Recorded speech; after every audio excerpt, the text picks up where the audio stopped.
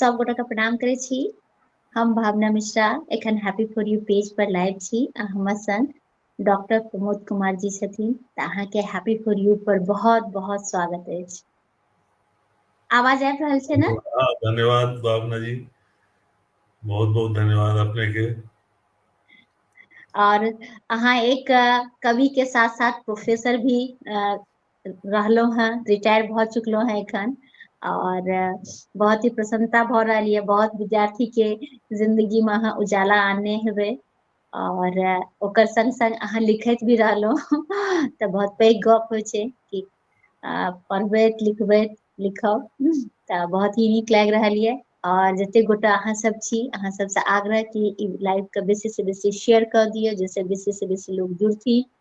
और अहाँके हम चाहब कि एकटा कोनो रचना से आइ के लाइव शुरुआत हुआ और हमहूँ ई लाइव के शेयर कर देबै जब अहाँ बात करबै तऽ एकटा कोनो रचना अहाँ सुनाबियौ। हाँ, तो हम जेना अहाँ कहलिए सबसे जी पहले भगवती वंदना से शुरू करै छी।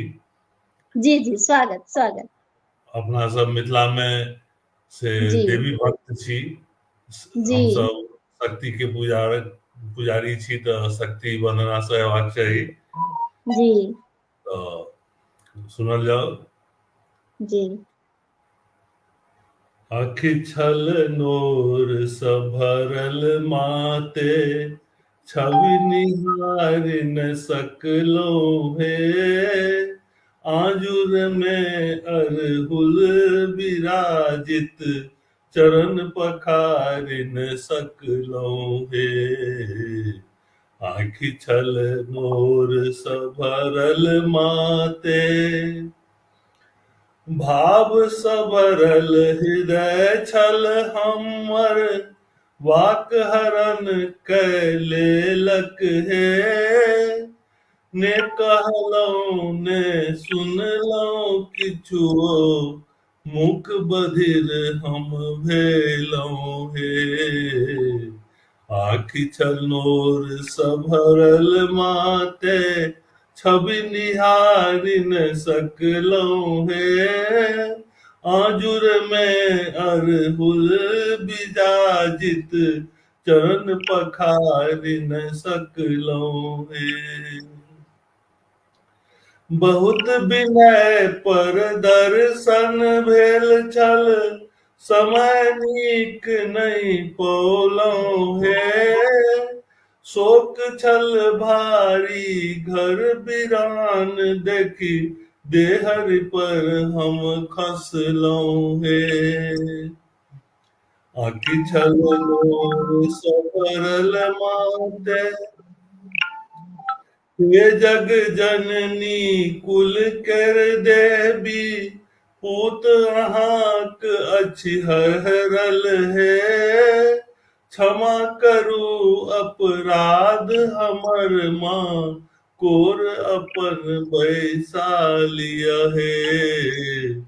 आँखि छल नोर सँ भरल माते, छवि निहारि न सकलहुँ हे। आजुर में अरहुल विराजित, चरण पखारि न सकलहुँ हे। याद भेलै वाह, छोट छी बहुत बहुत। सुंदर। बहुत नीक अहाँके रचना। और अपन सबके साथ सुनीता कर्ण जी जुड़ गेली हैं तऽ लिख रहल अच्छा, छथि वेलकम भावना, प्रणाम। तऽ प्रणाम प्रणाम, बहुत नीक लागि रहल है कि अहाँ हमर सबके संग जुड़लहुँ हैं। और हम चाहब कि सबसे पहिने अहाँ कनिटा ई बताबतियै कि अहाँके पढ़ाई लिखाई केना भेलै और केना अहाँ लिखब शुरू करलियै। हाँ से हम बतबै छी। छोट जी दिन पहिले परिचय दऽ दी हम अपन, जे जी हमर घर भेल, नाम भेल डॉक्टर प्रमोद कुमार। जी ओना हम छी लालदास, लेकिन लालदास लिखै नहि छी। जी नाम भेल डॉक्टर प्रमोद कुमार। हमर जी गाम भेल राजनगर सिमरी। आ जी 8वां तक हमर पढ़ाई भेल पंडौल हाई स्कूल में। पंडौल हाई स्कूल में आ फिर मिडिल स्कूल सब में 2 दिन 4 दिन लए। मिडिल स्कूल अच्छा के शिक्षा हम से रेगुलर भऽ कऽ नहि लेलहुँ, घरे पर पढ़ै छलहुँ हैं, चूँकि हमर पिताजी हाँ शिक्षक छलाह जी है। हमर जी पिताजी शिक्षक छलाह है, ताहि दुआरे से घरे पर पढ़बै छलाह है। तो मैट्रिक हम पास केलहुँ राजनगर हाई स्कूल से। तकर बाद से फिर हम चलि गेलहुँ मधुबनी में जैन कॉलेज से इकोनॉमिक्स में ऑनर्स भेटल हमरा। आ फिर जी। मिथिला यूनिवर्सिटी से एमए केलहुँ, ओहिठाम से फिर पीएचडी केलहुँ। आ हमरा हमरा लेल गौरव के बात एकटा ई रहल जे पीएचडी करबाक लेल मिथिला यूनिवर्सिटी के हम पहिल छलहुँ हैं रिसर्च स्कॉलर, जे हमरा जी। आईसीएसआर से Indian council of social science research से हमरा जी। स्कॉलरशिप भेटल रहे। अच्छा।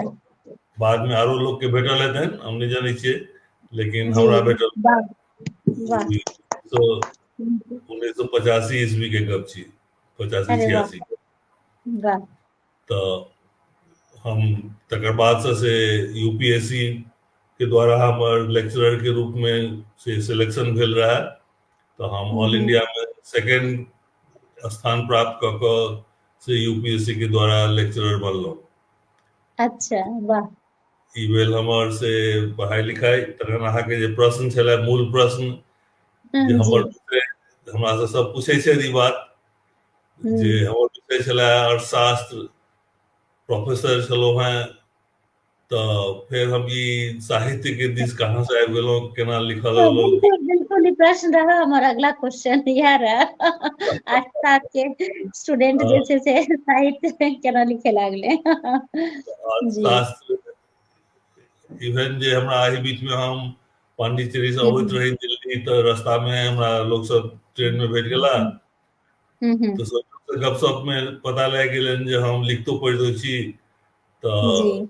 कहल गेल जे अहाँ अर्थशास्त्र गंभीर विषय राखि कऽ तखन ई अहाँ साहित्य दिस केना आबि गेलहुँ। जी। तो ओहिमे एकटा बात छै जे हमरा साहित्य से प्रेम बचपने से छलै।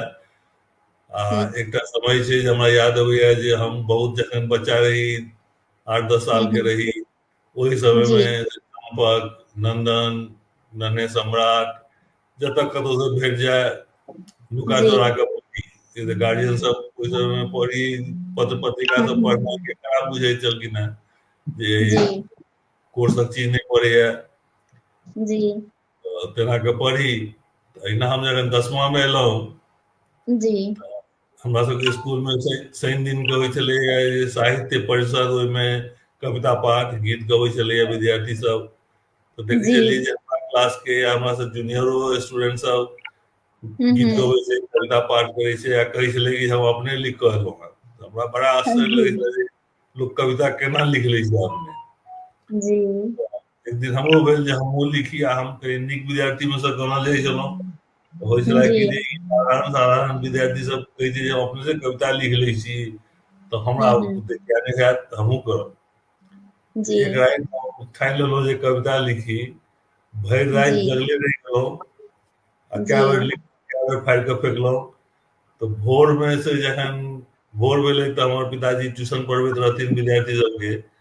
तो लिख कऽ से हम अपना भाई के देलियै, छोटका भाई के, जे जाके बाबू से देखा लाबुन जे कनी ठीक छै कि नहीं छै।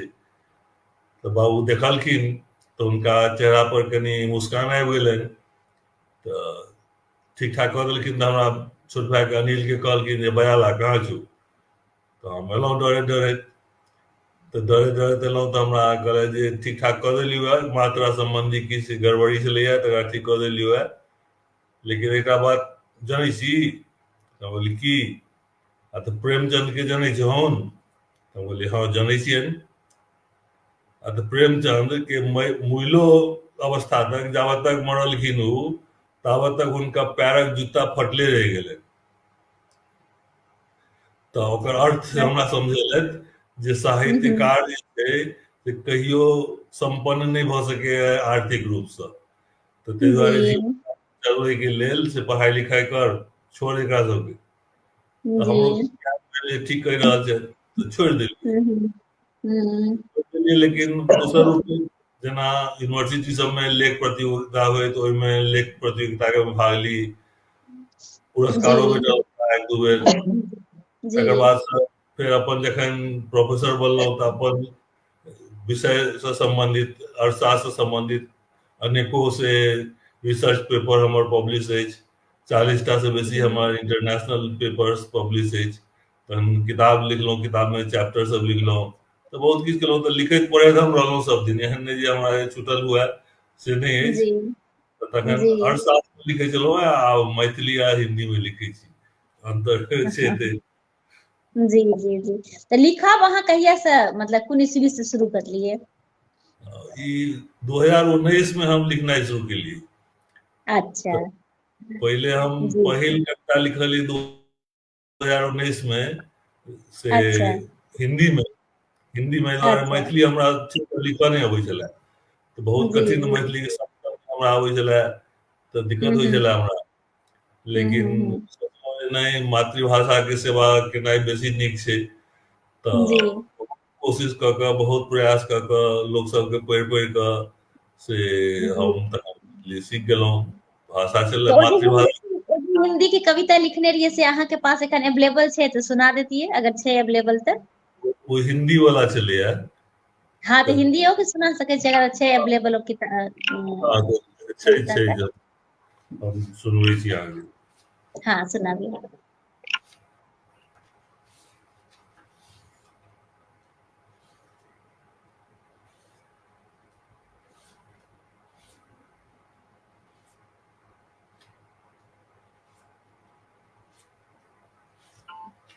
बहुत गोटा जुड़ल छै हमर सबके संग, निशा झा दीदी, वीना चौधरी,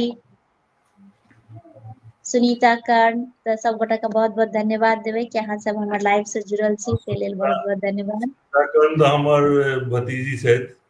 अच्छा अच्छा अच्छा अच्छा। और जब पहिलुक रचना केओ लिखे छै तो बड़ा ही रहे छै कि पब्लिशर भेलै। जी जी।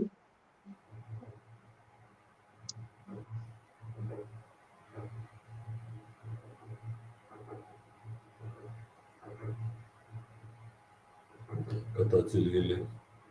अच्छा कोनो बात नहीं, एखन नहीं भेट रहल छै तऽ कोनो एना नहीं छै।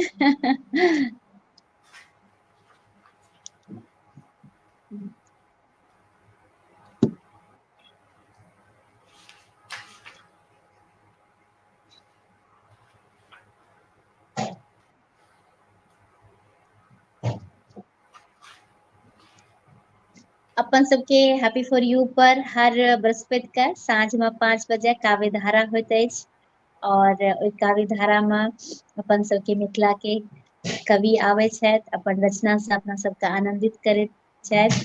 तऽ अहाँ सबसे आग्रह कि अहाँ सब केओ भी अगर आबै ले चाही तऽ हमरा सबसे संपर्क कऽ सकै छी, अहाँ सबके स्वागत अछि। आ ई काव्य धारा के हमरा बहुत इंतजार रहैत अछि।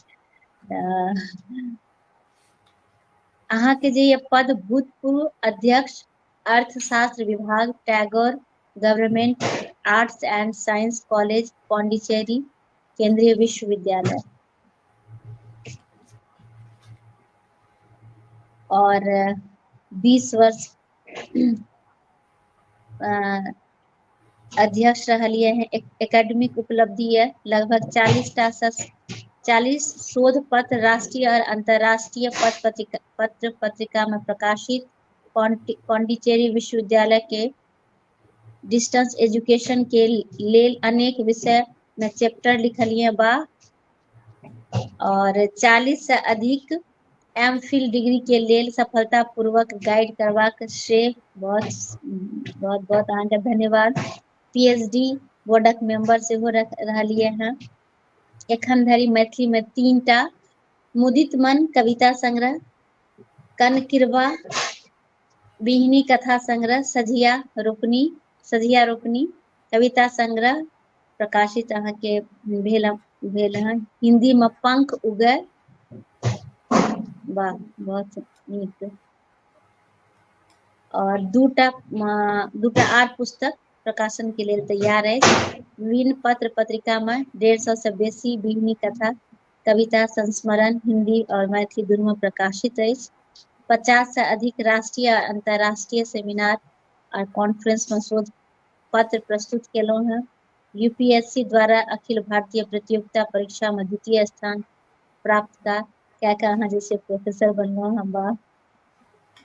मान सम्मान ICSSR दिल्ली से रिसर्च के लेल स्कॉलरशिप भेल है। बिहनी कथा लेखन में उत्कृष्टता के लेल गीताश्री सम्मान, बिहनी कथा लेखन प्रतियोगिता में 2 बेर द्वितीय आ 1 बेर तृतीय पुरस्कार, काज महासभा द्वारा कर्णश्री सम्मान, और बहुत सारा अहाँ का सम्मान भेटल है। हिंदी में गौरव संस्था दिल्ली द्वारा काव्य गौरव सम्मान से सम्मानित कैल गेल है। नव उदय पत्रिका प्रकाशन समूह द्वारा उत्कृष्ट अंतर्राष्ट्रीय कवि सम्मान, सर्वश्रेष्ठ संस्मरण लिखबाक लेल गोपाल दास नीरज साहित्य संस्थान समूह द्वारा प्रथम पुरस्कार से सम्मानित भेल छी। तो बहुत सारा अहाँ का शुभकामना, बधाई एनहिए अहाँ लिखैत रही आ हम सब अहाँ सबके अहाँ के रचना सुन के आनंदित होइत रही। वो यह शुभकामना। वो कविता तो हमरा नहीं भेट रहल है एखन, कोनो बात नहीं छे। अहाँ के जो लेकिन पोथी जे अहाँ के 3टा जे हिंदी पोथी रह, से हमर पंख उगे से हिंदी हाँ कविता पढ़ले छियै, तो हम ओहि अच्छा में से एकटा हिंदी के कविता अहाँके सुनबै छी जे अंतरराष्ट्रीय पत्रिका में छपल छलियै। एकटा जी जी स्वागत। ई छलियै कोरोना टाइम के स्थिति पर अच्छा लिखल गेल छै।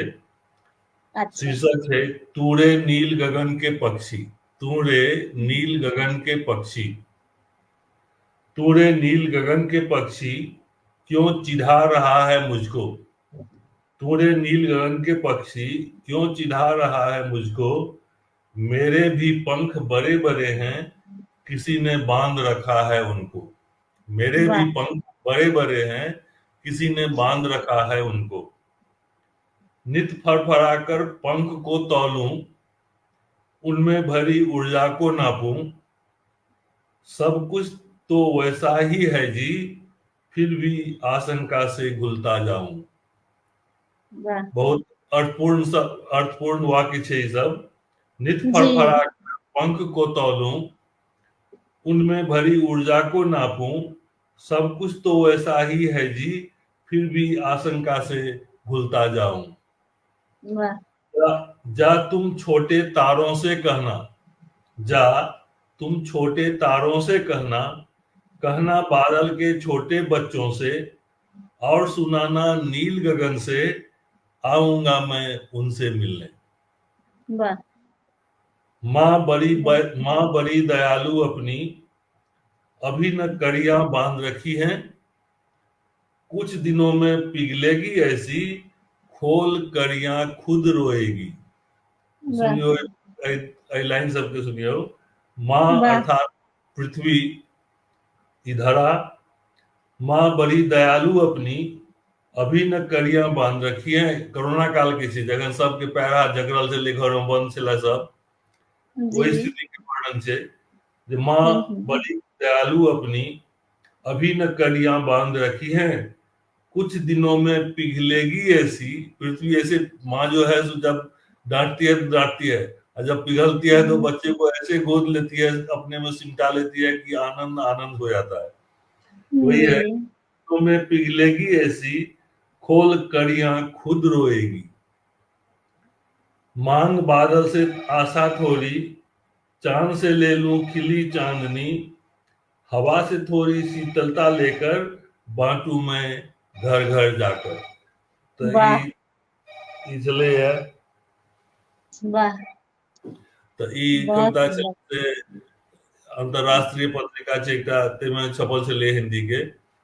जी तो जी और जी तो हमरा उ जे छै पहिल कविता हमरा भेट नहीं रहल है, पता नहीं। अच्छा कोनो दिक्कत नहीं छै। अहाँ के जे आर जे पोथी सब छै जे कि अहाँ हाँ के प्रकाशित भेले हैं, तऽ ओहि और पोथी से जे छै से ओ पोथियो हमरा सबके देखा दिया अगर अहाँ के हाँ, पास अवेलेबल छै से। ई हमर अछि कनकिरवा, जे हमर हाँ अपन रचना सब बिहन कथा हमर अछि, जे में अच्छा 80टा बिहन कथा संकलित छै हमर अपन अच्छा अच्छा अच्छा। स्वरचित। तऽ कन कृपा जे अहाँ राखलियै, जे कन कृपा तऽ बच्चा के, छोट बच्चा के कहे छै, ई शब्द सब एखन विलुप्त भऽ रहल छै हाँ, तऽ बड़ा ही नीक अहाँ के शीर्षक जे अहाँ राखलहुँ अपन पोथी के, बड़ा ही सुंदर नाम अछि कन कृपा। एहि बात पर चर्चा बहुत भेलै, बहुत जी गोटे कएटा साहित्य अकादमी पुरस्कार विजेता लोकनि सेहो बहुत जी चर्च केलखिन एहि बात पर, जेना जी पालिका वर्मा, तकर बाद से जी ई विनोद जी जे छथिन, की नाम जी छियन जी। कोन नाम छियन पूरा नाम या याद विनोद नहीं पड़ कुमार रहा झा। विनोद कुमार झा। है विनोद टाइटिल छन उनकर रहिका के अच्छा अच्छा अच्छा अच्छा। से जी। ई सब चीज बहुत माने चर्चा केलखिन जे कनकिरबी होइ छै कनकिरवा के की मतलब भेलै से सब तऽ हम कहलियै गाँव में सुनत रहिए, गाँव में पुराना पुराना लोग सब रहे थे, वो सब कहते थे छोट बच्चा का कनकिरवा। तो ई सब उदय चंद्र झा विनोद नाम छै हुनकर अच्छा अच्छा। तऽ हाँ हाँ हाँ। जी जी जी। हमरा हुनको आशीर्वाद प्राप्त अछि एहि पुस्तक के लऽ कऽ तऽ तकर वाह, बाद से बहुत सुंदर। शोभालिका वर्मा एकर बाद से जी अहाँके डॉक्टर रामानंद झा रमन तऽ ई सब जी चर्चा केलखिन जे आखिर कनकिरवा सब जे छलैए से एकदम विलुप्त भेल जाइ छलैए तकरा अहाँ जी प्रकाशमे तऽ जी क्या जी।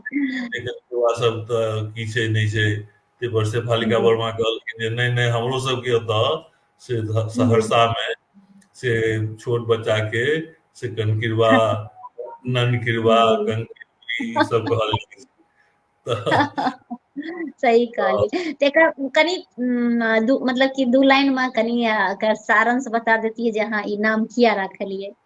हाँ ई नाम हम रखलियै हम हम्म। अहाँके बहुत भावुक बात कहै छी जी। अपना सबमे भारतीय परंपरा संस्कृति के हिसाबसँ ई कहल हम्म गेलै है कि जे हम्म।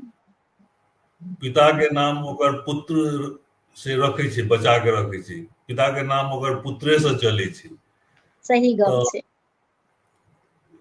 ओना हमर तीनटा बेटी छथि तीनू एक पर जी एक छथि पढ़ल लिखल जी तहिना बढ़िया तहिना सब तरहे लेकिन जी। भगवान हमरा से पुत्र नहि देलथि अच्छा। तऽ कहलियै कि जे हमर नाम चलत केना तऽ जी जे वास्तविकता छै से छै हमर बेटी सब तऽ हमर नाम तऽ दोसर कुल के आब सदस्य भऽ गेलै तऽ हमर जी नाम नहि चलत तऽ जँ जी। हम किछु एहन काज करी जाहिसँ लोक हमरा याद राखय हमर नाम रहय तऽ एहन कृत्य करी आ ओकर नाम से आर के तैं हम एकर नाम कनकिरवा रखलियै जे हमर वाह। पुत्र समान हुए तऽ बिल्कुल बिल्कुल अहाँके जे इच्छा अछि तऽ कनकिरवा सच में सबके पुत्र बनि जेतै हमर ई अहाँके शुभकामना अछि और बहुत सबके बीच में बहुत लोकप्रिय हेतै। एहि ई पुस्तक के जरूर से हेतै। बहुत बड़ाई भेटलै आ हम जी। अहाँके सुनबै छी दू लाइन जे स्वागत। ई लिखलखिन अहाँके रामानंद झा रमन जी जी विद्वान आदमी छथि जनैत हेबनि अहाँ जी तऽ ओ लिखलखिन हेँ लास्ट पैराग्राफ हम कहै छी जी जे हम अपन एहि बिहन कथा संग्रह पर खूब मेहनत कयलहुँ एहिमे हम्म। सँ कतेको कथा प्रकाशित आ पुरस्कृत अछि पाठकक जी प्रतिक्रिया कतेक उत्साहवर्धक रहल से हम एकरा जी। नहि ई तऽ ई भऽ गेल नहीं ये अच्छा ये दोसर ये हम हाँ इनका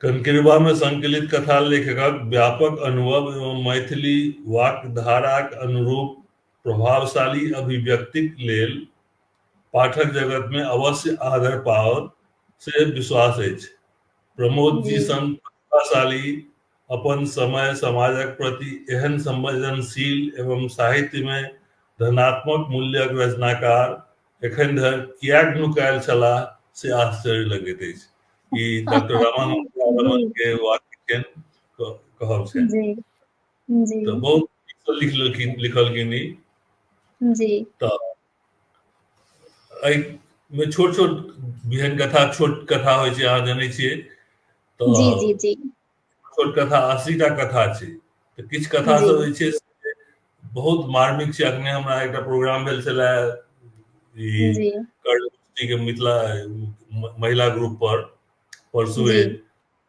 जी तऽ लोक सबके प्रतिक्रिया देखलियनि जे ई बहुत मार्मिक लिखै छथि तऽ जी लिखै छै एकटा किशोर झा जी लिखै छथि जे क्षमा करब बढ़े पिता के धर्म है वो बात सही छै लेकिन पिता के जी नाम जे छै से कुल के नाम पुत्रे से होइ छै अपना सबक समाज में ई तऽ अहाँके छै, बेटी तऽ एना नहि छै, बेटी बेटा से बढ़ि कऽ लोकके प्रिय छै सब जगह। आइ काल्हि छै पहिलुका जमाना नहि रहलै कि प्रिय में कोनो कमी रहे छै। आर नहीं हम माय बाप भी बेटी करे छै, लेकिन एकटा अपना खुल के जे बात सबके होइ छै। जी जी अपना सबके जे संस्कृति छै, जे परंपरा अखन तक चलि एलैए, ताहि के हिसाबे हम कहलहुँ हेँ। जी जी, तऽ बिल्कुल समझ सकै छी हम अहाँके भावना के। कोई मोड़ मोड़ नहीं लेबाक चाही, तऽ से जी बात छै। जी तऽ बिल्कुल। एहिमे एकटा कथा हम्म, छै, टूटैत तार। जी जी टूटैत तार, देखियौ जे जी सामाजिक सामाजिक ताना बाना जे छै से केना टूटि रहल छै अपना सबमे, हम्म। से तकर बहुत नीक और मार्मिक वर्णन भेलैए। जी तऽ एहिमे हम पढ़ि कऽ सुना दै छी, 2 मिनट लगतै। जी जी हेरौ टुनमा, कनि देखी तऽ हमरा फोनमे खराबी भऽ गेलैए। जखन कखनो मदनाके फोन करै छियै तऽ ओ उम्हरसँ मदनाक आवाजमे खाली इएह सुनाइ छै, हेलो हेलो मैं, आ फोन कटि जाइ छै। हम्म। अच्छा ई बीमारी छै अहाँके फोनमे? मदना कहै छै। अच्छा ई बीमारी छै अहाँके फोनमे? तऽ की भेलै, कनि देखी तोही, भगवान ओरदा देथुन। आ नहु नहु बड़बड़ाए लगलखिन। देखी ने, कोनिया घरक चार खसल जाइ छै। भिलवाक बाप कहलकै ठीक करेबामे 2000 टाका लागत। मन्ना के फोन केलिए, जखने टाकाक बात उठलै कि फोन खराब भऽ गेलै, आइ धरि ठीक नहि भेलैए। काकी अहाँके फोन आब ठीक नहि हैत। अच्छा। बीमारी ठीक नहीं होइ छै। जी देखियौ ई बात सब, एहि वाक्य सब पर ध्यान दियौ। काकी अहाँके फोन आब ठीक नहीं हैत, ओ बीमारी ठीक नहीं होइत छै। आन ठाम करै छियै तऽ फोन होइ छै। बूढ़ी कहै छथिन, आन ठाम करै छियै तऽ फोन होइ छै। हँ, अहाँके फोनसँ लाल भैयाक फोनक तार टूटि गेलै। आब ई ठीक नहि हैत, आब ई ठीक नहि हैत। बेस, सही। तऽ एकटा चिट्ठिये लिख दही रे बाबू। टुनमा कले बले निपता भऽ गेल। आब देखियौ, जखने सही पाइके बात बात छै। भेलै, बूढ़ी पाइ मांगलखिन, कोनिया घर के चार खसल जा रहल छै तकरा ठीक करेबामे लगतै। तऽ पाइके बात हम्म, भेलै तऽ उम्हरसँ हेलो हेलो मै कऽ कऽ फोन कटि गेलै। आ से सब दिन सही अहिना होइ छै। तऽ तै कहलखिन हम्म, नहि, ई बीमारी ठीक होय वाला नहि अछि। तऽ सब बिल्कुल सही।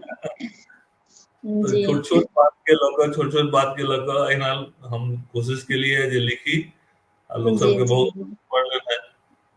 तऽ जी। सएह बात छै।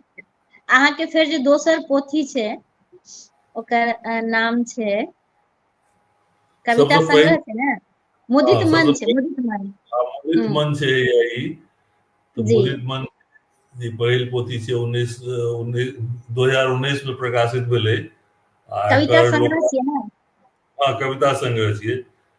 तऽ जी। लोकार्पण भेलै से एकरो, ओहोमे 80टा कविता छै। अच्छा कुल मिला कऽ। अच्छा एकर अच्छा।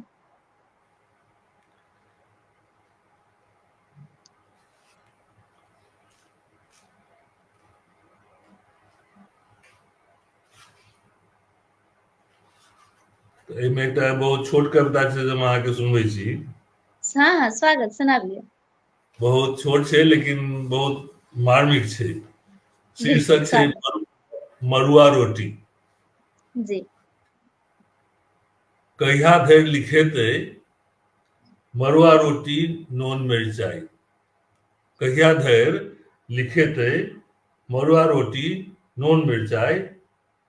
चेथरी धोती फाटल बेमाय। ओहो। चेथरी धोती फाटल बेमाय। कनैत नेना आ चूल्हा मिझायल, परती खेत आ बिसकल गाय। परती खेत आ बिसकल गाय। सेहनता होइए आइ हमहूँ लिखतहुँ। सेहनता होइए आइ हमहूँ लिखतहुँ। छाँटल धोती आ छपुआ साड़ी, धानसँ भरल सभक बखारी। वाह। धानसँ भरल सभक बखारी। डाबा भरल दूध किलकैत नेना खिसियाइत बाबा आ बिहुसैत दादी। इएह से हमरा वाह, हमरा जे आइ जे एहन होइतै तऽ कते नीक होइतै। तऽ ई एकटा हमर कविता एहिमे अछि जे बहुत सुंदर। दुख दर्द कहिया तक रहतै जीवन में लोग के, जहिया तक बिल्कुल। रहतै वएह आ लिखेतै देखियौ, मरुआ रोटी। बिल्कुल पहिलुका जमाना में मड़ुआ रोटी के बड़ा ही अथी के हीन दृष्टि से देखल जाइत रहे, लेकिन आज के टाइम में मड़ुआ रोटी कहे छै दवाइये आब छियै, आब तऽ ओहिमे बड़का हीमोग्लोबिन बनै छै। बड़का बात भऽ गेलैये। तऽ अगर हम सब कतौ बाहर में ओकरा खरीदे छी तऽ गेहूं के आटा से बेसी महंगा मड़ुआ के आटा। हाँ, देखिए, तो अहाँके हम समय एकटा समय के बात छोट छै। जी। छोट समय छिन समय। प्रसंग कहै छी अहाँके जी जे जखन हम पहिले बेर लेक्चरर के रूप में ज्वाइन केलहुँ तऽ ई जी 1991 ईस्वी के गप छियै। हमर बड़की बेटी ओहि समय में 2 साल के छलियै आ मझली अच्छा बेटी मात्र 6 महीना के, 6 महीना से कम। अच्छा तऽ हमर ज्वाइनिंग भेल रहे से केराला के कालीकट आ कन्नूर दूटा टाउन छै, ओहि के बीच अच्छा। में माहे एक एकदम छोट छिन जगह छै पांडिचेरी जी। के, ओते हमरा हम्म। भेल रहे। हम्म। तऽ लोग सब के हम देखिए गेल कि हम गेल छी पांडिचेरी। आब ओकर नाम पुदुचेरी रख देलकै हैं। पांडिचेरी आ ई ओहिठाम पांडिचेरी एना संजोग हमरा भेल रहे कि किरण बेदी से हमरा भेंट भेल रहे। ओ वाह आर एकटा वाह। हम अवार्ड फंक्शन में गेल रही, हस्बैंड के अवार्ड फंक्शन रहे। अच्छा तऽ हम अहाँ एखन अहाँ से जुड़लहुँ तऽ हम अपन कनिटा दुल्हन के यादगार बहुत ही कहे छै ने खुशी के यादगार के पल के हम वर्णन कऽ दै छी, एखन ताजा भऽ गेल। तऽ कहियो हम कहियो जहन हम जहन ओतऽ गेलहुँ ने तऽ हमर हस्बैंड के एकटा अवार्ड फंक्शन रहे। तऽ जहन हमर हसबैंड के अवार्ड देव शुरू करलकै ने तऽ हम आगाँ बढ़ि कऽ फोटो खींचब शुरू करलहुँ तऽ ओ बुझि गेलखिन। तऽ आगाँ वाला जे रहे व्यक्ति ओ जे हमरा सामने में रहे ओकरा कहलकै आप हट, थोड़ा सा साइड हट जाइए, इनकी वाइफ हाँ जो है फोटो खींच रही है।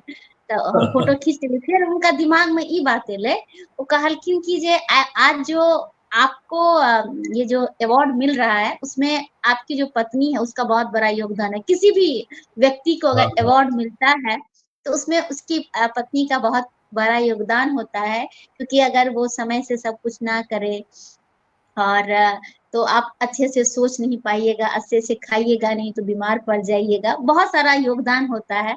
तो मुझे लगता है कि इस अवार्ड में आप दोनों को मुझे देना चाहिए, जितने भी अवार्ड सबको मिल रहे हैं अगर उनकी पत्नी अवेलेबल है। उनकी पत्नी अगर अवेलेबल है तो आप सब आइए। तकर बाद से जे छै से हमरो गेलहुँ, हमरो अवार्ड देलक, दुनू आदमी साथ मिल के अवार्ड लेलहुँ। आ ओकर बाद जते ओहिठाम रहे सबके वाइफ जे छै से गेलखिन आ सबके साथ, लेकिन तो सबके एहन टाइप के माहौल भए गेलै जे केओ सोच भी नहि बहुत सकलकै रहे जे कि बहुत की व्यवस्था कहै केलखिन छै। हेँ तऽ हमरा सबके ओहिठाम तऽ उपराज्यपाल छलखिन हेँ, तऽ हमरा जी सबके कए बेर करैके अवसर जी भेटल जी हुनकासँ। जी जी।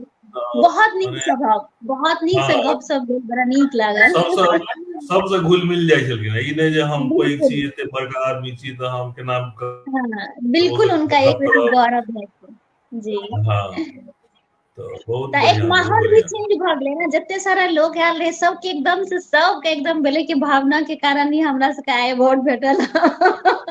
जेकर वाइफ सबके वाइफ के संग नहीं, तऽ बड़ा बहुत ही एक नीक। आनंद के क्षण भऽ गेलै। हाँ, जी बहुत बढ़िया बात। तऽ उएह जी कहै छलहुँ जे हम माहे में रही, माहे छै पांडिचेरी जतऽ अहाँ गेलियै आ जतऽ जी। हम रिटायर केलियै ओहिठाम से 600 किलोमीटर दूर छै केरल में। तऽ जी। पहिले हमर अपॉइंटमेंट हमर ओहिठाम भेल रहे पोस्टिंग। हम्म तऽ जखन हमर बच्चा सबके हम खुअबियै तऽ ओ सेरेलैक और आन चीज सब अपन दिए खाय ले। तऽ हम्म देखिए, लेकिन लोकल जे हमरा अगल बगल में बहुत परिवार सब रहै छलैये हम्म। ओकरा छोट छोट बच्चा सब छलै तऽ देखियै ओकरा जे दोसरे रंग के एकटा कारी कारी लै जकाँ खुअबै। तऽ हम कहलियै अच्छा। ई की आ बच्चा सब खूब सुन्दर, खूब मने हृष्ट स्वस्थ। पुष्ट, खूब बढ़िया स्वस्थ सब। जी। तो हम पूछलिए जे अहाँ की खुअबै छी अहाँ सब, तो कही कि जे रागी खिलाते हैं, रागी का ये है अच्छा। लई जगह बनाकर। अच्छा। तो हाँ तो हमरा उस समय में अहाँके झूठ नहीं बाजी हम, हाँ हाँ। रागी के की मतलब होइ छै हम नहीं बुझिए। बुझलियै ने, अच्छा। मड़ुआ के अंग्रेजी में रागी कहल जाइ छै, तऽ हम जी नहि बुझियै पूरा कहै छै जी से, जी हमरा नहि बुझा पड़ल।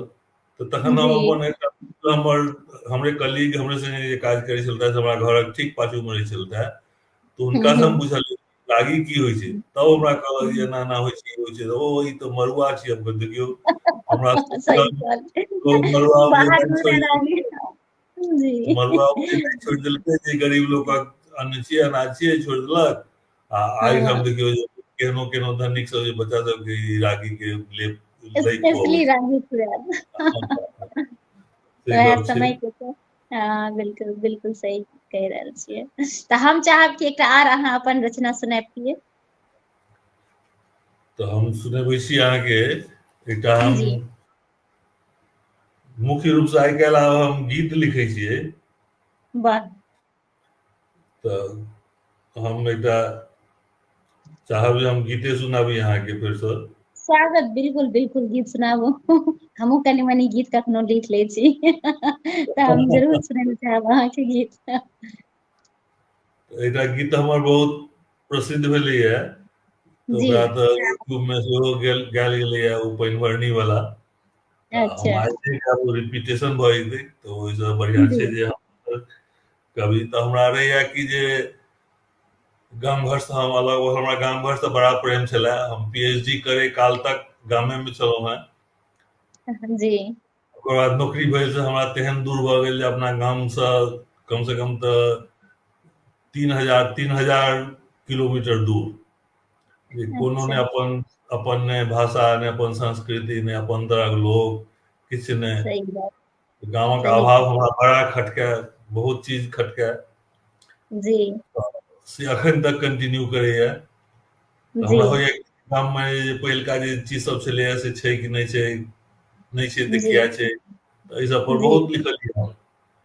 जी ओहि संदर्भ में से एकटा लिखलियै जे जी कहाँ आब बोलै छै गाम में कुजरनी, कहाँ आब बोलै छै गाम में हम्म, कुजरनी।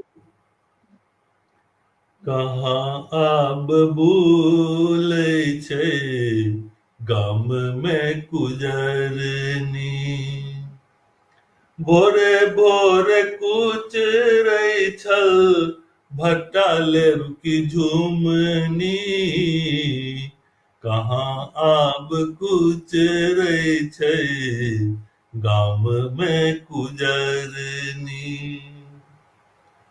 मथ पर छिट्टा लेने गामे गाम घूमै छल, मथ पर छिट्टा लेने गामे गाम घूमै छल, दू खूट भट्टा दै छी आ बरोबर क झुमनी, दू खूट भट्टा दै छी आ बरोबर क झुमनी, कहाँ आब बोलै छै गाम में कुजरनी।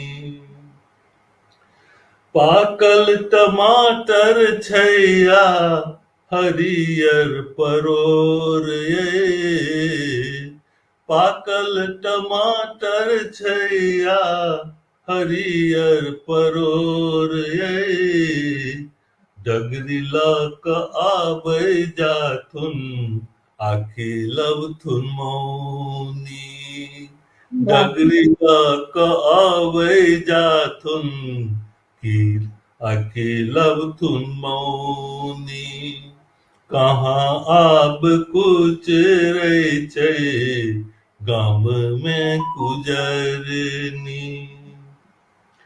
ककरा कोर बेटा एलै के ब्याहलक बेटी, ककरा कोर बेटा एलै के ब्याहलक बेटी, घरे घर के खिस्सा छैया गामक पिहानी, वाह घरे घर के खिस्सा छैया गामक पिहानी। वाह, एकटा हम लिखलहुँ। बहुत ही तऽ सुंदर, अहिना बहुत सुंदर, अहिना कऽ बहुत कऽ ही किछु किछु नीक। लिखैत रहै छी, से छै। मैं बहुत ही नीक लिखे छी अहाँ। और अपन सबके संग कंचन कंठ जी और राजेश कर्ण जी, निशा झा अच्छा दीदी बहुत गोटा जुड़ल छै। सब गोटा के हम बहुत बहुत धन्यवाद दी। और जे ओ जे एकटा रोपनी जे रहै, ओहो हाँ हाँ अहाँके बिहनिये कथा छै ने? हाँ, बिहनी इहो कथा संग। ई हाँ छै सदिया रोपनी। हाँ, सझिया रोपनी। ई जी बिहन कथा संग्रह छियै जी, वास्तवमे। जकर अहाँ संपादन करलियै। हाँ, तकर संपादन हम केने छियै। तऽ जी एहिमे जी जी कुल मिला कऽ से 87-88 टा कएटा छै, देखै जी छियै हम बिसरि जाइ जी छियै। जी जी जी। 96 टा कथा छै एहिमे, कुल बस 44 लेखक और लेखिका के। एहिमे तऽ तऽ अहाँके जी 24 टा लेखक छथिन आ 20 टा लेखिका छथिन। तऽ वाह हम प्रयास केलियै जे ई नहि हमरा पर दोषारोपण हुए जे अहाँ एक भगा छी, तऽ जी ताहि दुआरे बराबर। जतेक जतेक बार भऽ जी सकल हम महिला सबके रचना सबके सेहो शामिल केलियनि हेँ। जी जी तऽ जी। ई केना अहाँके आइडिया आयल कि एकटा बिहनी कथा संग्रह निकाली? हमरा की भेल, संजोगसँ देखियौ जे बिहन हम्म कथा दिस झुकाव एहि दुआरे भऽ गेल जे हम्म जखन हम 1919 2019 मे हम्म किछु किछु लिखऽ लगलहुँ, हम्म तऽ हमर फेसबुक फ्रेंड भऽ गेला से हम्म ई घनेरो जी, घनश्याम घनेरो एकटा छथिन, आ जी जी जी दोसर छथिन मनोज कर्ण, जिनका जी जी मुन्ना जी जी मुन्ना जी कहै छथिन लोग। जी जी जी जी, दुनू गोटा हैप्पी फॉर यू पर आयल छथि। हाँ हाँ हाँ, जी ओ जी हुनका सबसँ हमरा फेसबुक फ्रेंडशिपसँ संपर्कमे हम्म एलहुँ हुनका सबके। तऽ देखलियनि हम्म घनेरो जी के एकटा से घोषणा जे हम्म बिहन कथा प्रतियोगिता हेतै, जे लिखता हम्म जिनका फर्स्ट सेकंड थर्ड करता हुनका पुस्तक हम्म देल जेतनि पुरस्कार के रूप में। ओहि समय हम्म, तक हम बिहन कथा की होइ छै हम जनितो नहि रहियै, सुनितो नहि रही, अच्छा सुनितो नहि रहियै। जी तऽ आब हमरा सब कहब नहि, हमें कहबाक नहि चाही, तऽ लेकिन एकटा पढ़ल लिखल लोकके ई स्वाभाविक होइ छै जे कोनो चीज के बारे में जिज्ञासा भेल तऽ ओकरा पाछू पड़ि गेल, ओकरा जानलक बुझलक की छै जी नहि छै केना। बिल्कुल जी तऽ हम समय बेसी नहीं रहे, लेकिन 2-4 दिन के अंदर हमरा जतऽ जतऽ भेटल, जहाँ जहाँ भेटल, अंग्रेजी में हम देखलियै, हिंदी में देखलियै, हिंदी में नहीं भेटल कतहु तऽ मैथिली में खोजलियै तऽ ओहिठाम हमरा भेटल, तऽ बिहन कथा बुझलियै। तऽ बिहन कथा हम वएह प्रतियोगिता में भाग लेलहुँ, लिखलहुँ हम। अच्छा तऽ शीर्षक रहे ओहि कथा के धीपल तब, जे बहुत जी प्रसिद्ध भेलै। आ जी मध्य प्रदेश के एकटा साप्ताहिक पत्र में सेहो प्रकाशित भेलै ओ, आ वाह बाद में आन ठाम सेहो प्रकाशित भेलै कए ठाम। तऽ बड़ा जी बड़ा मार्मिक छै ओ कथा। तऽ जी हमरा से चूँकि सेकेंड प्राइज भेटल तऽ कनि हमरा उत्साह बढ़ल। उत्साह बढ़ल वाह तऽ हम कहऽ लगलियै लोक सबके से आओर की लिखै छथि, केना लिखै छथि। तऽ हम्म धीरे धीरे लिखऽ लगलहुँ तऽ हमरा नीक लागल। नीक हमरा हम्म ओहू लागल जे आइ काल्हि जनै छियै जे लोक बड़का बड़का उपन्यास आ बड़का कहानी सब नहि पढ़ि पबै छै। जी छोट छोट बेसी। हाँ, मनोरंजन के साधन अनेक भऽ गेलैये, आ लोक पहिले से बेसी जी। व्यस्त भऽ गेला तऽ ओतेक समय नहि भेटै छै जे पढ़ि सकै। तऽ पहिने देखैत रहियै 3 दिवसीय मैच होइत रहे, आब 2020 होइ हाँ, छै। हाँ, हाँ, 2020 भऽ इएह गेलै भेल आब, बिहनी कथा। 2020 भऽ गेलै आब। एखन हम काल्हि की परसू पढ़ने रही कतहु कि सुनलियै टीवी में जे जी बीसीसीआई जे छै से सोचि रहल छै कि जे आब 10 मैच शुरू करतै, यानी 10 ओके ओवर। हाँ, बिल्कुल हो बहुत शुक्रिया जी जी जी। 1.5 घंटा में 2 घंटा में खत्म भऽ गेलै, बात खत्म। तऽ जी समझ भऽ गेलै जे यूज एंड थ्रो के बात छै भऽ गेल। तऽ तेना बिल्कुल, तऽ हम सबके पास आइ काल्हि टाइम भी तऽ कम छै। ओही में से करतै ने। तेँ जी हमरा नीक लागल। आ ओहू हम्म बात से नीक लागल जे रचनाकार के परीक्षा होइ छनि एहिमे जे ओतबे शब्द में 100 शब्द बहुत भेल तऽ 100 110 120 शब्द में अहाँ तेना के कहियो बात के जे लोग के समझ आवे या बुझे नहीं बहुत बढ़िया बात छै। तो जेना ई पोथी के अहाँ नाम रोपनी किया रखलिए? हाँ तो हम रोपनी रखलिए सजिया जी रोपनी छै। हाँ, सजिया रोपनी सब मिलकर रोपलिए कविता के, सह ना अथी बिहन, कहानी का। हाँ हाँ बिहन के मतलब भ गेल जे छोटका धाना के तेता के जे बिहन होय छै तऽ सही ओकरा बात। रोपल जाइ छै आ रोपै छै तऽ लोग असगरे नहि रोपै छै। ओहिमे हाँ सब भले मालिक क्यों होय, असली एकटा आदमी जी होय, लेकिन रोपै छै जी कतेक गोटे मिलकर, महिला पुरुष सब सही मिलकर बात, रोपै छै। सही तऽ हमरा ई गप। बड़ा युक्तिसंगत लागल तऽ हम हम्म, कहलियै देखै दियै। बहुत प्रशंसा भेलै एकरा आ एहिठाम जी पूर्णिया में से पुस्तक मेला लागल रहे तऽ ताहिमे एकटा दैनिक जागरण पत्रिका हम्म, ई छै पेपर छै बिहार जी में और बढ़िया चलै छै। तऽ हम्म, तऽ ओहिमे से निकलल रहै कि जे सोझे वतन प्रेमचंद के कहानी संग्रह के कहानी संग्रह छियनि कि उपन्यास छियनि पता नहि के संगे हम्म, संगे से बिहन कथा सरिया रोपन के बहुत चलती छै, बहुत मांग छै। तो पूरा सही बोल लेकर एक जी सेकंड करिए, एक मिनट दिए। जी हाँ डॉक्टर साहब, हेलो, हाँ डॉक्टर साहब, हाँ नमस्कार। अर्चना दीदी भी अपना सबके संग जुड़ल छथि, भावना और निशा झा दीदी जुड़ल छथि, राजेश कर्ण जी जुड़ल छथि, सुमन झा हम थोड़ा जुड़ल छथि, जय मिथिला। बात करते हैं। और जी बबली बबली मीरा लिख से आदरणीय प्रमोद सर के सब कविता बहुत सुंदर रहे छै, तो बहुत बहुत ओहो, धन्यवाद। हाँ, जी तो हम तो जी एहन कथा लिखलिए तो संजोग से 2 बेर 3 बेर हमरा पुरस्कारो सब भेटल है एहिमे आ वाह हमरा नीक लगैए। हम लिखैत रहै जी छियै जी जेना एकटा अहाँके बतेलहुँ हेँ जे ओ टूटैत तार तऽ टूटैत जी तार जे छै लिखलियै तऽ तेना छै सबसँ पहिल कथा एहिमे हम देलियै से मूर्खहा। अच्छा वाह मूर्खहा जे छै से एकर जी पहिल शीर्षक छै आ कथा जी छै। तऽ एहिमे जी छै कि एकटा एहन बच्चा के कथा छै जे जी छै उमर मुश्किल से 13-14 के आ हम्म ओकरा एकटा चाची छथिन जे हम्म मुसलमान छथिन, हम्म हुनका भिनसरे से पेट में दर्द कऽ रहलनि हैं। अच्छा तऽ झाड़ फूक भेलै, जे जहाँ हम्म भेलै कनी काल ठीक हम्म होइ छनि लेकिन फेर मने दर्द से चिचिया लगै छथिन।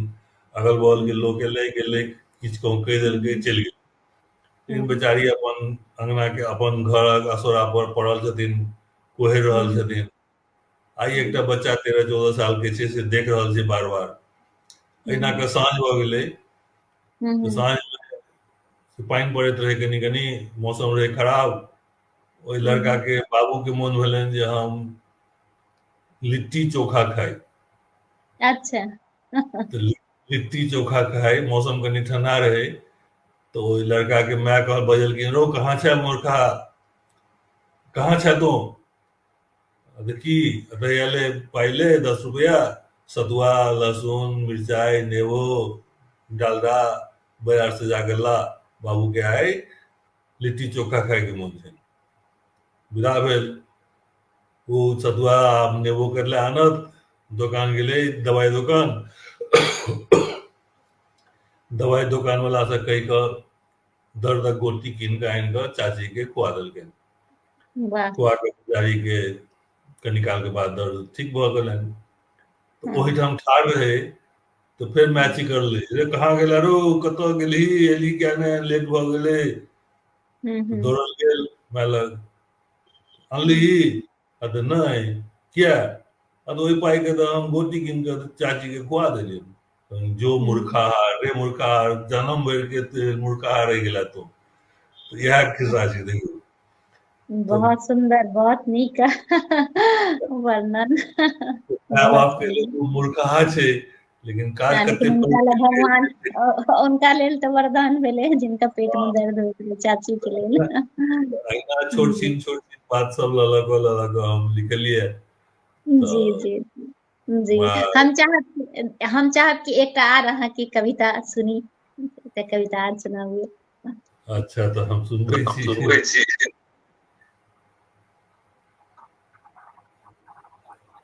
गोपाल मिश्रा जी जुड़ गेला है, राजेश कुमार सिंह जी जुड़ल छथि, लिख रहल छथि बहुत नीक। राजेश कर्ण जी लिख रहल छथि बहुत सुंदर वर्णन। अर्चना मिश्रा दीदी लिख रहल छथि बहुत सुंदर। मालती मिश्रा दीदी लिख रहल छथि वाह बहुत सुंदर। गोपाल मिश्रा लिख रहल छथि वाह। निशा दीदी लिख रहल छथि वाह।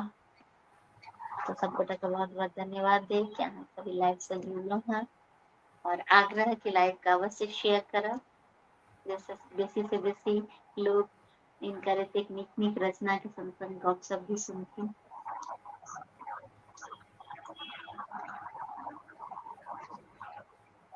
और अपन सबके पेज पर हैप्पी फॉर यू पर हर बृहस्पति के काव्य धारा होइत अछि, और ई 3 साल से लगातार भ रहल अछि। अहाँ सबके आशीर्वाद अछि ताहि लेल ई चलि पाबि रहल छै, नहीं तो बड़ा ही मुश्किल भ जाय छै कि आब अगला सप्ताह के रचनाकार एता एकर बड़ा हमरा जिज्ञासा रहैया।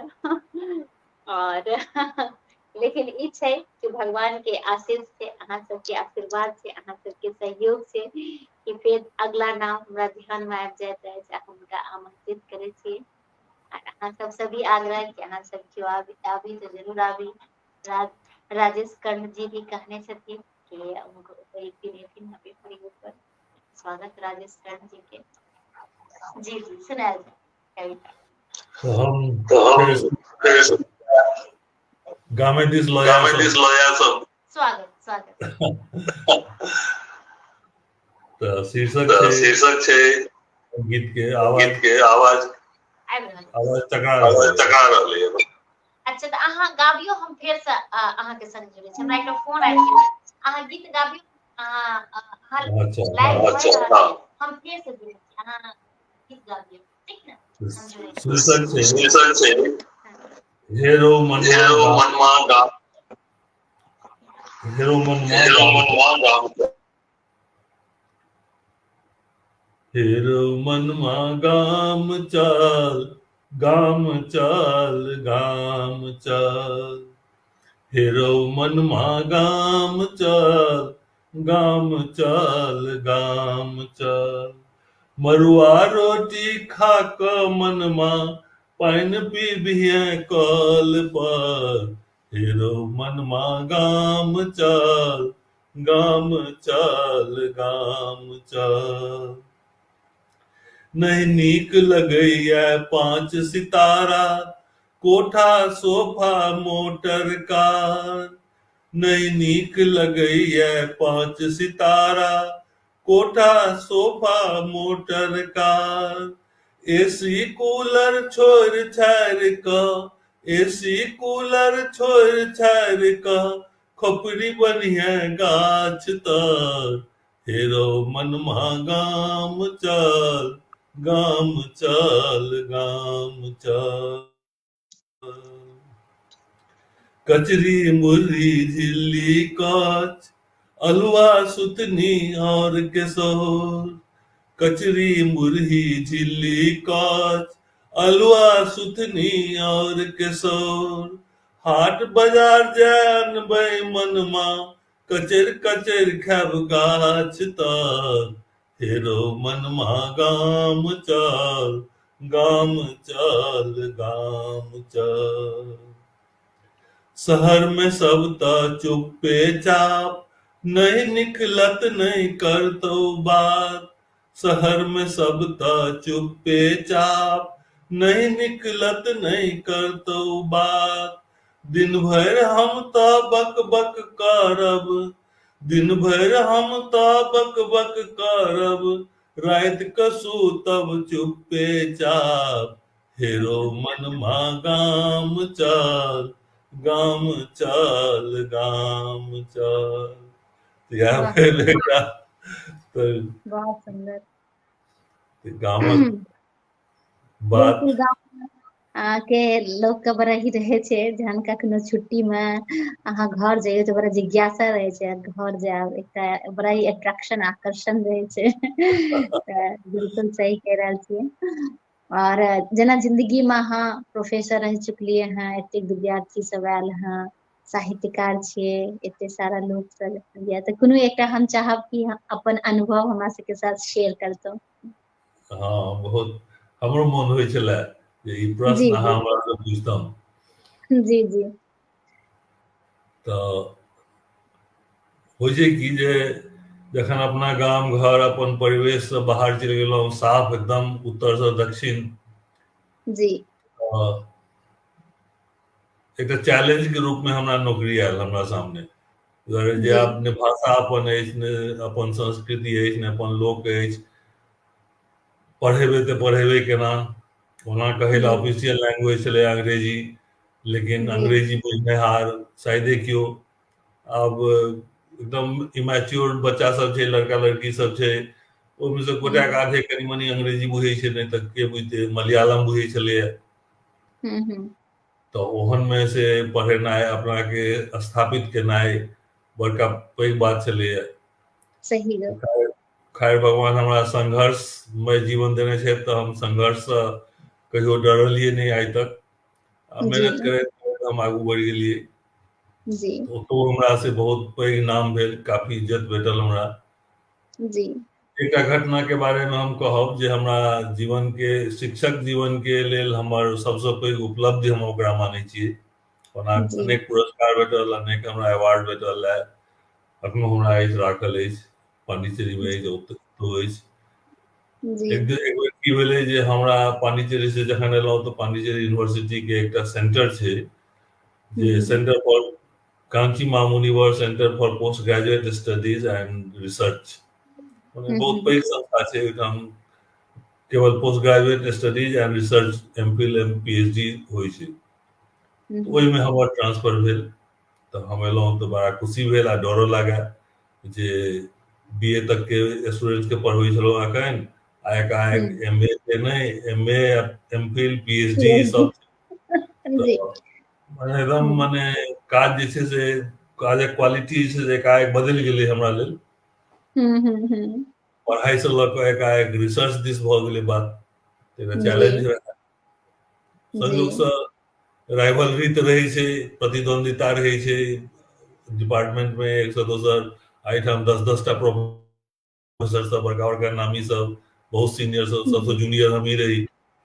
तऽ जी संयोगसँ की होय जे सबसे खराब विद्यार्थी के हमरा हमरा अगेंस्ट रजिस्ट्रेशन करा देल जाय, जे सबसे खराब सबसे कमजोर व्यक्ति जी छै, तऽ तकरा हमरा दऽ देत जे अहाँ एकरा आब रिसर्च करबियौ, डिग्री दियबियौ। तऽ जेना तेना, हम्म भाषा के दिक्कत, तऽ ओतऽ मलयालम रहै, एहिठाम तमिल छै। हमरा तमिल एक पाइ नहि, एक अक्षर नहि हमरा तमिल के बुझल, तऽ केना हम्म कम्युनिकेट करी? तऽ जेना तेना कऽ कऽ, तऽ खैर ओहूमे सबसँ नीक भेल हमरा। एना एक दिन रहै टीचर्स डे, 5 सितंबर के, तऽ टीचर्स डे हम्म में प्रोग्राम होय ओहिठाम। तऽ हम्म विद्यार्थी सब जे छै से सब टीचर के बारे में बजलक, नीक बेजाय जे रहलै, फ्रीडम रहै छलै ओकरा सबके। हम्म आ तकर बाद फेर भोज भात भेल, सब अपन खेलक पीलक संगे, फेर टीचर सबके हम्म से मेमेंटो हम्म भेटलनि विद्यार्थी हम्म सबके तरफसँ, तऽ बड़ा आनंद अबै छलै। हम्म ओना एकटा 5 सितंबर के दिन टीचर्स डे, एना विद्यार्थी सब जुटल रहे बड़का हॉल में, हम सब टीचर रही 8-10 गोटे, आ कहबे कलहुँ हम सबसँ जूनियर रही। तऽ सभक जी विषय में अपन बजै, एकटा स्टूडेंट एलै आ सभक हम्म विषय में बजनाइ शुरू केलकै, तऽ सबके बारे में बजलै, की बजै से हम नहि बुझियै, एहि दुआरे तमिल में बजै, तऽ अच्छा खाली मुँह तकियै ओकर, हाँ, तऽ आ सब ताली पीटे तऽ भेल जे नीके बजै छै। हम्म हमरा विषय में बजलै लास्ट में, तऽ देखलियै कि जे सब एकदम सकदम भऽ गेलै, कोई ताली नहि पिटलकै, 2 मिनट तक कोई ताली नहि पिटलकै। तऽ मोन में भेल कि बहुत डर लागि गेल, भऽ सकै छै किछु गड़बड़ सड़बड़ केने हेबै, बजले हेतै, तऽ ताहि दुआरे कोई ताली नहि पिटलकै। हम्म देखलियै जे 1 मिनट बितलै, तकर बाद जाकऽ से लेक्चरर हम्म सबसँ प्रोफेसर सब छलाह से ओ ताली बजेलथि, स्टूडेंट हम्म सब ठाढ़ भऽ कऽ ताली बजनाइ शुरू केलकै। तऽ तहन लागल जे नीक बात भेलै है। किछु नीक बात भेलै है। आब की हमरा बारे में कहलकै से केना बुझबै, बुझते नहि रहियै। तो ओहि दिन तो क्यों नहीं कहलक, ने स्टूडेंट ने टीचर्स में से क्यों। मन में बात घुरमाय जे की कहलक, की कहलकै कनि बुझतियै, की कहलकै कनि बुझतियै, ये स्वाभाविक होइ छै।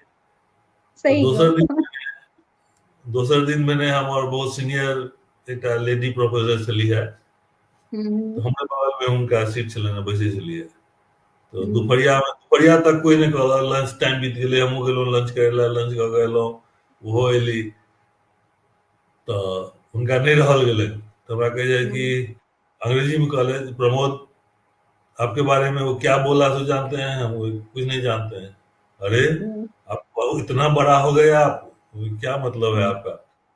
तो क्या बोला, क्या बोला? आप बोला कि आप तो तिरुवल्लुवर हैं, तमिल। अच्छा, अरे वाह, भगवान के भगवान के सुनना बहुत प्रसिद्ध है, बहुत आदर, बहुत ही प्रसिद्ध है तिरुवल्ली। तो उनका तिरुकुरल लिखल छै उनकर। तो वो हमरा कहा, वो विद्यार्थी कह रहा, ये प्रमोद सर जो है सो तिरुवल्लुवर हैं, क्योंकि जब पढ़ाने लगते हैं तो छोटी छोटी कविता, छोटा छोटा कहानी, ये सब बीच बीच में कह के हम लोगों को समझाते हैं, तो बहुत आनंद आता है, तो इसलिए वो तो तिरुवल्लुवर है। तो से तते जेलसी भेले सब के हमरा सर, जे हमरा कोई किछ कहबे नहीं कलक, जे वो की बजले स्टूडेंट से। लास्ट में हमरा वो कलिक कहले, हमरा बड़ा आनंद भेल। तो बोली वाह, जी, होइ छै जिंदगी में कभी कभी कोनो खुशी भी भेटे छै त तत्काल डर लग जाय छै कि सही बहुत चैलेंज रही ना हमरा तो सही में, शुरुआत में। बिल्कुल भाषा के लऽ के तो सबसे पैघ वाला बात भेलै ना। तो एक मात्रा के मिस्टेक से लोग कतऽ से कतऽ चलि जाइ छै, और अहाँ के तो पूरा के पूरे भाषा ई अहाँ के पता नहीं। हम और 3 दिन बाद चलि गेल रहिए, चूंकि हमर अपॉइंटमेंट यूपीएससी के थ्रू भेला, तो कंपटीशन भेले, जे पास केलकै तकरा भेले सिलेक्शन, तो ओइ में तो रोक नहीं सकले।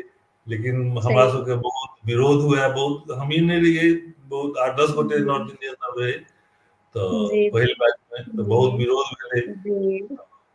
लेकिन धीरे धीरे जखन हमर काज के देखलक, तो हमर परफॉर्मेंस देख के लोग फिर अपने वह ओहि में से फिर कलीग सब से हमरा बेस्ट टीचर कहा है, सब नहीं आप जो है इकोनॉमिक्स के आज तक के सबसे बेस्ट टीचर हैं। अपनों तक कहिए हमरा काफी सम्मान हमरा बाद में रिटायर कलो, वह तमिल सोसाइटी जे छै से पूरा मेडल सब द के अवार्ड द के हमरा विदा करलक। बहुत गौरव के अनुभव होइत हैत उस समय में। ओहि समय में पहिलका दिन याद आबि जाइत हैत कि जे पहिने कतेक भयंकर के लऽ के दिक्कत होइत रहे, कतेक डर लागैत रहे, यह समय के। जी, पढ़ाई लिखाई के समय में हम सब बड़ा कष्ट भोगने छियै, की कहू अहाँ के। संघर्ष हमर जीवने संघर्षमय रहले, लेकिन आब बुझे छी कि संघर्ष के लिए तो तकर फल जे छै से भगवान बहुत नीक देलखिन। बिल्कुल सही कहलिए।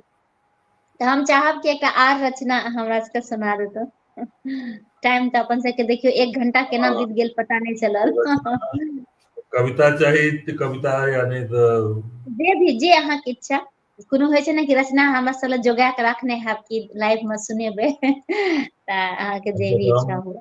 एकटा बिहन कथा सुनबै छी, जे आइ काल्हि युग पर चोट छै, आइ काल्हि युग में जे भऽ रहलै है, युवक युवती के जे बीच भऽ रहलै है, दुनू पढ़ि लिख कऽ बाहर में नौकरी करैया,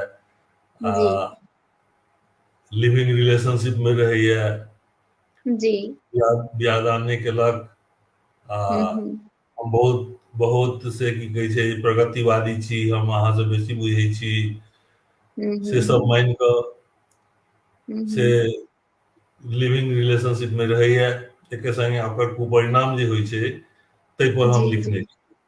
जी, स्वागत, सुनायल जाय। तो शीर्षक छै कतऽ पहुँचलहुँ। कोन टीशन छियै ज्योति अपन पापा आशीष के पूछलखिन। बरौनी जंक्शन छियै, आशीष कहलखिन पापा गाड़ी चलते ने तो हमरा धकेल के खसा देब। ज्योति कहलखिन जी पापा गाड़ी चलते ने तो हमरा धकेल के खसा देब। आब एहि जीवनक कोन मोल? पथरायल आंखि से ज्योति कहलकै। चुप रहने, कते बजबै, लोक सब सुनैत हेतै।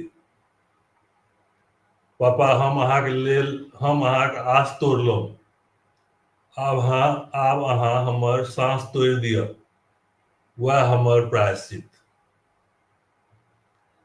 आब तो एक जान नहीं छै बेटा, पापा कहलखिन आब तो एक जान नहीं छै बेटा, एक संग दू जान जेतै, ओकर कोन दोष? नहीं पापा, एके झोंक में खिस्सा खत्म कऽ दियौ, हम कोन मुंह से गाम जायब? ई तऽ पहिने नहि सोचता बेटा, एतेक नीक इंजीनियर, दरमाहा, नौकरी, लोक के नहीं चिन्ह एलौ, लोक के नहीं चिन्ह एलौ, हमरो सबके तऽ कनियो कहिता। दीपक संगे एके घर में बिन बियाहने रहऽ लगलै। तोरा सन सन दूटा आर लड़की के ओ धोखा देने अछि, तो कोना ओकर मिठगर बातक जाल में फंसि गेलै। गाड़ी गामक स्टेशन पर रुकि गेलै। गाड़ी गामक स्टेशन पर रुकि गेलै। यह कथा छलैये जे कतऽ पहुँच जी बिल्कुल सही छै।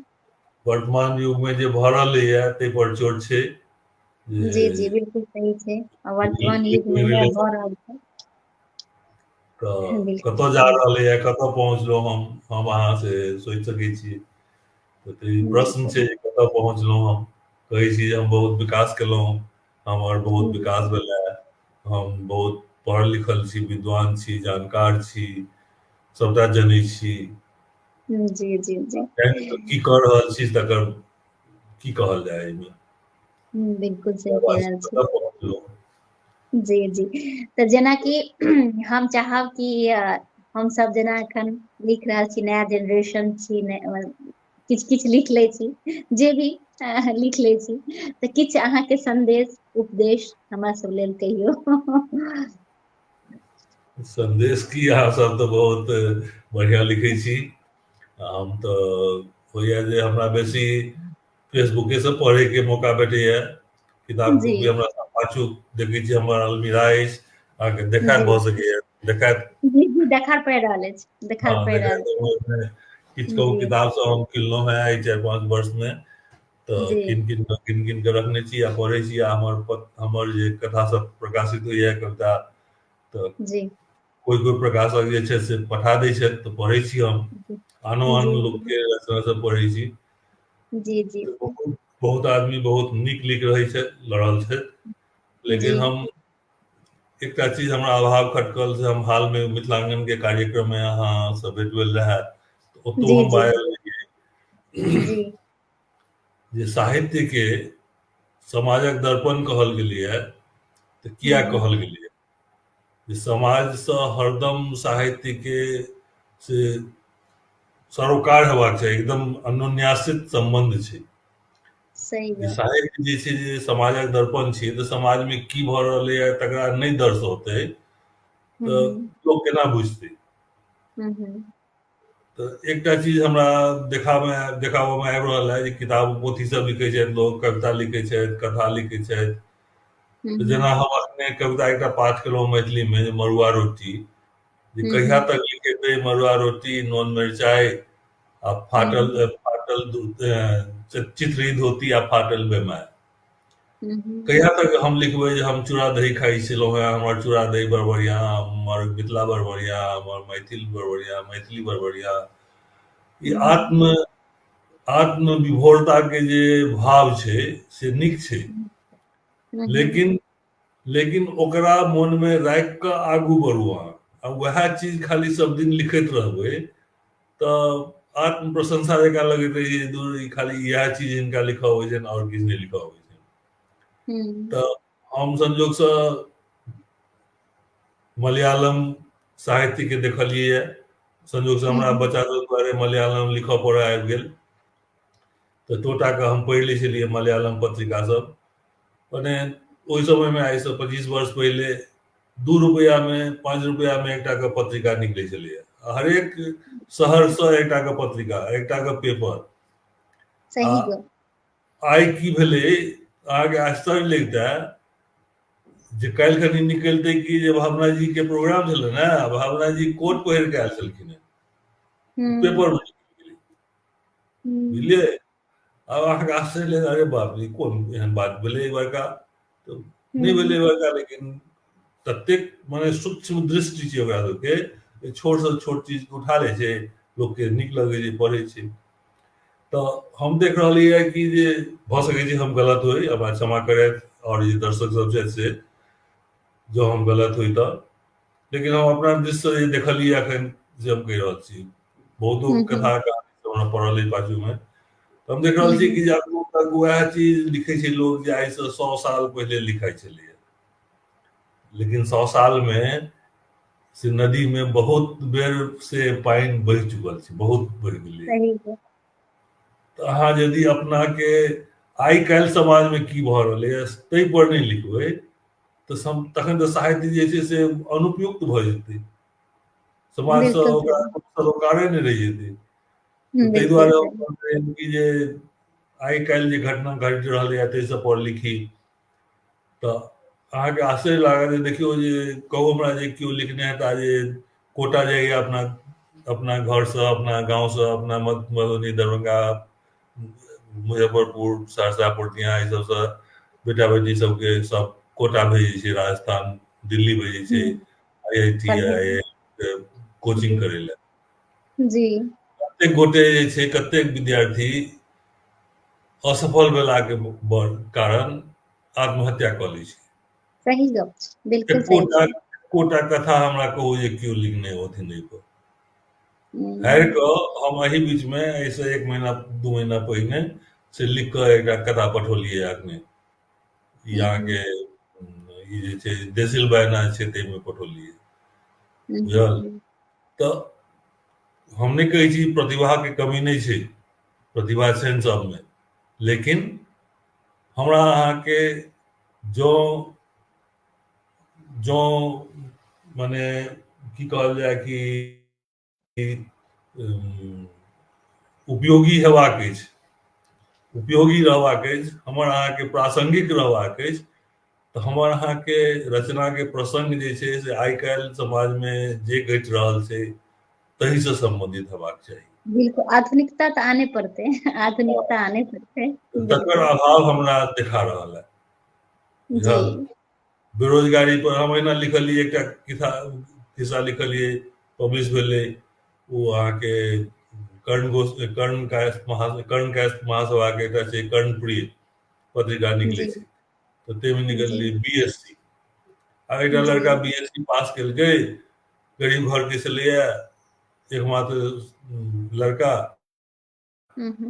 तऽ बाप के भेलै कि बाप रे बड़का चीज हमरा बेटा के भेटलै है, BSc केलक है, BSc कऽ कऽ हमर भाय के बेटा जे छै से बंगलोर में नौकरी करैया, लाखों रुपया ओकरा दरमाहा भेटै छै, आब हमरो बेटा के भेटत, आ हमरो एना घर भऽ जायत, दुमल्ला भऽ जायत, कार भऽ जायत, ई हैत ओ हैत, जे होइ छै एकटा माय बाप के। आ ई बेचारा तऽ ओहिना किताब देख कऽ परीक्षा देलकै, फर्स्ट डिवीजन से BSc पास केलकै, अबै छै एक अक्षर, एकरा कोन नौकरी भेटतै हमरा कहू अहाँ। सही गप। तऽ ताहि बिल्कुल, आब दुआरे तऽ से सब जगह कंपटीशन भऽ गेलै, आब तऽ टीचर के कम्पिटिशन नहि मे कहू भी जे भर्ती मे भी अब बैंगलोर में भऽ गेलै, तऽ ई सब नीक भऽ रहल छै। बैंगलोर में या बिल्कुल। आन ठाम कतहु जे ककरो IT हम्म, सेक्टर में या आनो कोनो सेक्टर में जे नौकरी भेटै छै तऽ योग्यते हम्म, पर भेटै छै, आ सही गप। योग्यता छै तऽ ताहि दुआरे से ओ जे छै से आगू बढ़ै छै, ओकर आर्थिक स्थिति नीक जी। होइ छै, तऽ ताहि दुआरे जी। जी। आदमी बेचारा जे छै से संजोग से दिल्ली सन शहर में ओकर 2टा बहिन रहै छथिन, तऽ कहियो एहि बहिन लग कहियो ओहि बहिन लग 2 दिन 4 दिन हम्म, 10 दिन रहलक तऽ बढ़ियां छै, बहिन मानदान केलखिन, लेकिन फिर ओकर बाद ओकरो कनि कष्ट होइ छै तऽ एकरा तकलीफ होइ छै, मानसिक पीड़ा होइ छै, छोड़ि कऽ चलि जाइ छै दोसर ठाम। तऽ एहि सब तरहक चीज जे छै से हम लिखलियै ओहिपर, जे कि आइ काल्हिक जे स्थिति छै, शिक्षा व्यवस्था चरमरा गेलै है, साधारण व्यवस्था जे छै से जी ओहिसँ जे छै साधारण तरहक विद्यार्थी छै, भले प्रतिभावान छै, लेकिन कॉलेज जी स्कूल में पढ़ाइए नहीं हेतै तो ओ की करतै, कहू हमरा अहाँ। सही गप, बिल्कुल सही कह रहल छियै। तऽ ताहि सब तऽ तरहक जेना चीज। जी जी, जेना अहाँ हाँ, हैप्पी फॉर यू से एते दिन से जुड़ल छी, तऽ अहाँके हैप्पी फॉर यू केहन लागि रहल ये, आ किछु एहिमे बदलाव या किछु आर एहिमे ऐड करनाइ छै तऽ से अपन विचार दैतियै।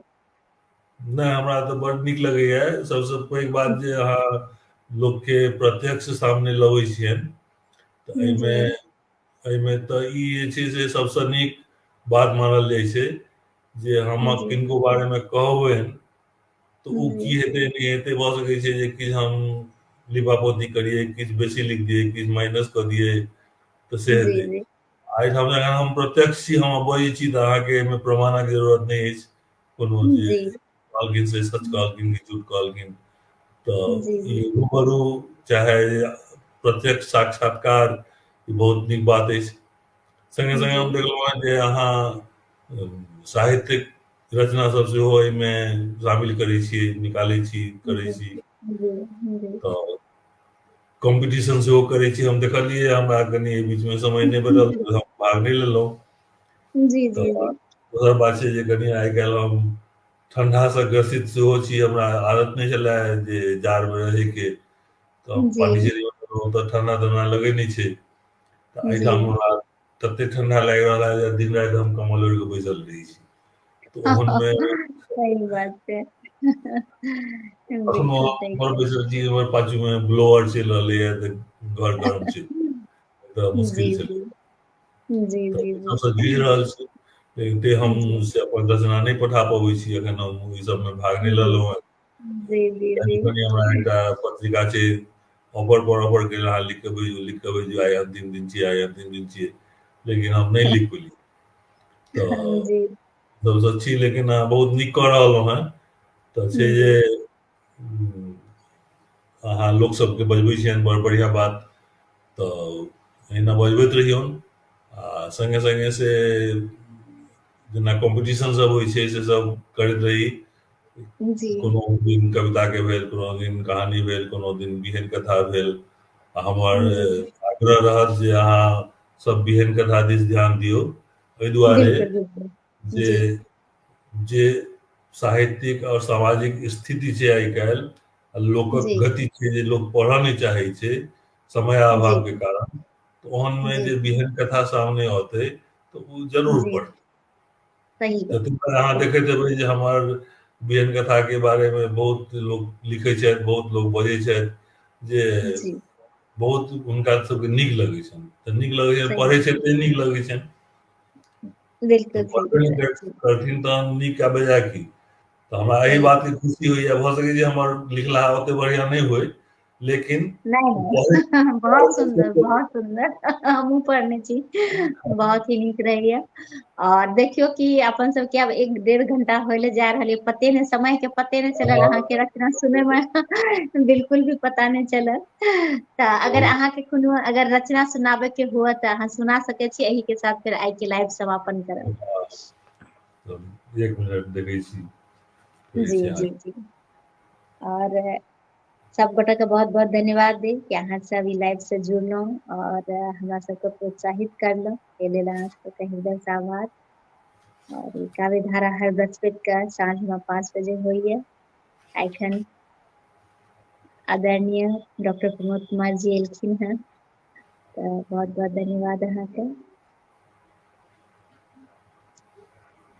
बिल्कुल निशा झा दीदी लिख रहल छथि कि अहाँ सभक आशीर्वादक अपेक्षा हैप्पी होली में हमरा सबके बिल्कुल हमरा सबके एकटा अछि।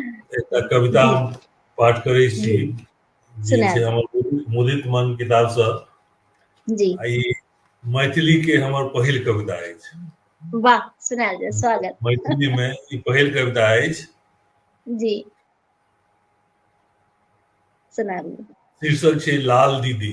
एहि लए हमरा बहुत उलाहना सेहो भेटल, आ अच्छा साहित्यिक साहित्यिक माइर सेहो हम खेलहुँ जे अच्छा हमर जे फॉलोअर सब छथि, हमर जे प्रशंसक सब छथि, से हुनका भेलनि जे पढ़बै तकर बाद अहाँके पता चलत, हुनका भेलनि कि जे ई जानबूझि के एना केलखिन हेँ।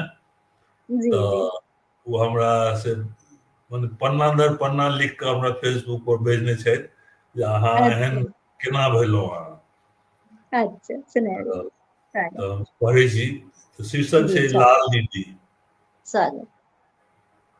अनुभवी मुखमंडल, प्रश्न सँ भरल आँखि, जेना ज्योति बहराइत, टुकुर टुकुर ताकि रहल छल अनवरत हमरे दिस।